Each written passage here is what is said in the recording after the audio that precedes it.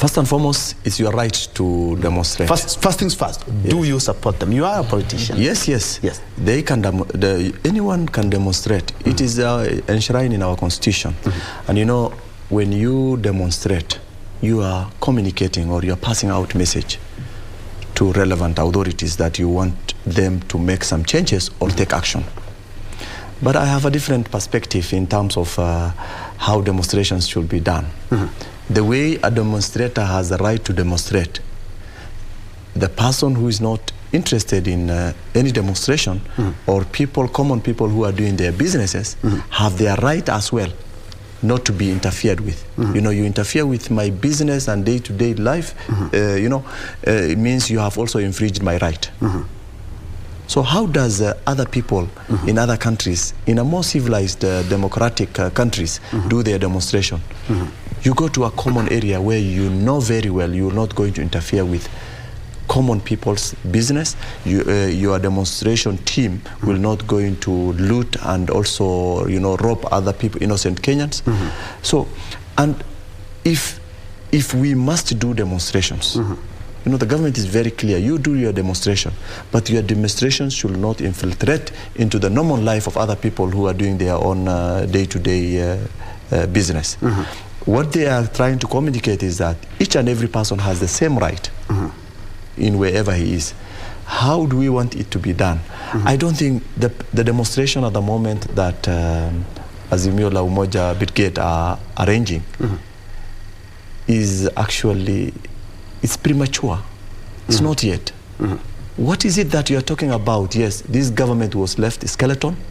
The new leadership found nothing. You remember the first time the exchequer, the treasury was crying that they don't have a single money.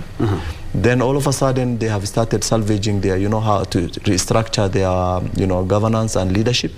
You know, they have just appointed, you know, the PSS have just gone into office. CSS just some 2-3 weeks ago that they came into office, and the government is not yet well established. In the fact that they didn't find a soft landing to just establish the structure of the government, that means then if the previous government has left a lot of loopholes or a lot of gaps in terms of establishment of the government and running of the government, then when you come in, within 100 days, there's nothing much you can bring. But there's a positive direction, the policies that they are putting in place. For example, you see how the process that has, you know, the process that was put in place in terms of appointments. You know, the process, president appointed people, allowed vettings to occur. If there were Kenyans who are a bit grieved, they went to court and there were court orders. It was stopped until that was cleared off their way. All those things are, you know, positive things towards, you know, democracy.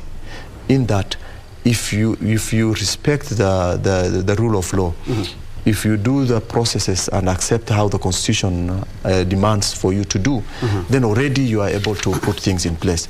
So to the demonstrators, we have a lot of pressure. We have droughts that has affected us. We are post-COVID. We are post-COVID. We have, you know, a common person cannot even buy you know, a meal a day. And you know, those of us who drive very good cars, those of us who live in a very good place, those of us who have taken our children to other countries to study, I think should not look down upon the common people, the common Kenyans who are struggling every day to make their ends meet.